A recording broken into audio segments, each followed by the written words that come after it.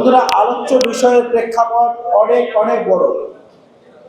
আমি যেটা মনে করি, স্লোগানের মধ্য দিয়ে জিয়াউর রহমানকে ধারণ করা খুব সহজ, কিন্তু হৃদয়ে ধারণ করে তার কর্মক্ষেত্র অনুসরণ করা এটা অত্যন্ত কঠিন।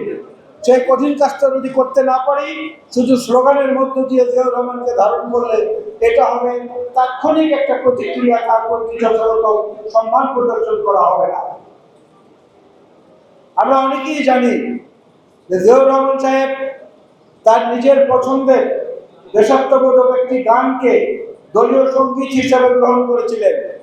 এই দেশাত্মবোধক গানটিতে যতবার বাংলাদেশ কথাটি আছে, আর কোনো দেশাত্মবোধক গানে এই কথাটি পাবেন না।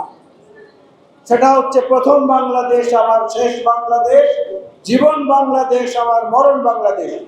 এর পরের পংক্তিগুলোতে যান, বাংলাদেশ বাংলাদেশ বাংলাদেশ অন্তত 50 বার এই শব্দটি এসেছে।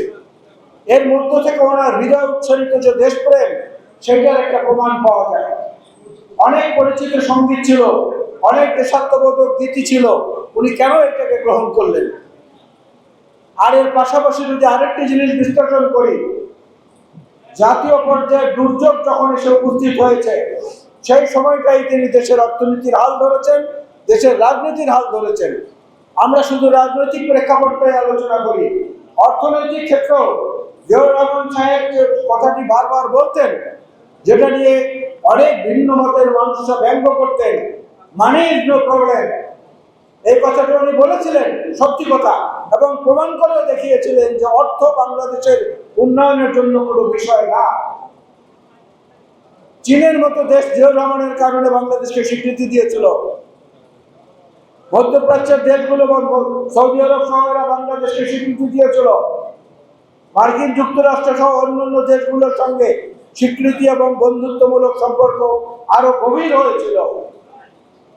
শুধু সেটা নয়, ব্যক্তিগত জীবনে তার যে সততা, এটাও একটা আদর্শ আমাদের জন্য হয়ে দাঁড়িয়েছে আজকে।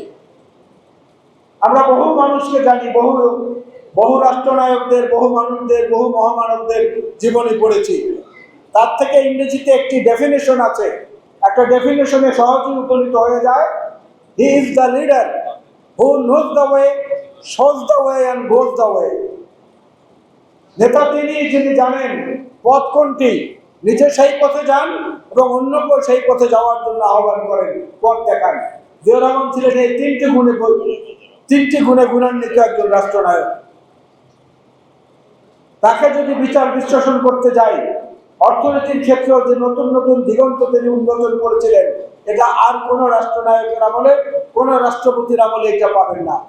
আমরা অনেকে জানি না, জাতীয় সংসদে জিয়াউর রহমান তার নিজের সমালোচনার জন্যে, সরকারের কর্মকাণ্ডের সমালোচনার জন্যে ব্যারিস্টার মওদুদ আহমেদকে দিয়ে একটা অপোজিশন ককাস করে দিয়েছিলেন, যারা সরকারের সমালোচনা করবে। এটা পাবেন না কোনো ইতিহাসে, আশেপাশের কোনো দেশের রাজনীতির ইতিহাসে এটা পাবেন না। জিয়াউর রহমান সাহেব আন্ডারগ্রাউন্ডের রাজনীতি থেকে তোহা সাহেবের মতো লোক নির্বাচিত হয়ে পার্লামেন্টে এসেছিলেন। মুসলিম লীগের সবুর খানের মতো জাতীয় প্রতিভা 1979 পার্লামেন্টে এসেছিলেন। 1979 পার্লামেন্টে রাশেদ খান মেননের মতো লোক এসেছিলেন, সুরঞ্জিত সেনগুপ্তের মতো লোক এসেছিলেন।